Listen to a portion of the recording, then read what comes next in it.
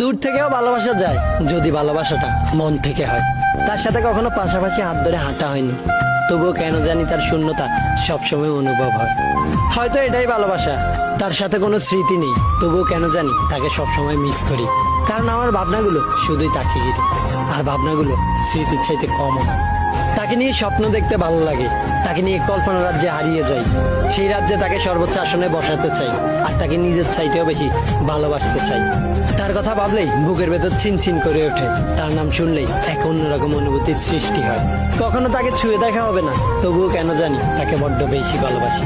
কারণটা নিজেরই অজানা। হয়তো তাকে কখনো বোঝাতে পারবো না তাকে কতটা ভালোবাসি, হয়তো সে কখনো জানবেও না তার জন্য কতটা পাগল আমি। তাতে কি, ভালোবাসলে যে পেতে হবে এমন কোনো কথা নেই। আমি না হয় দূর থেকেই ভালোবাসবো।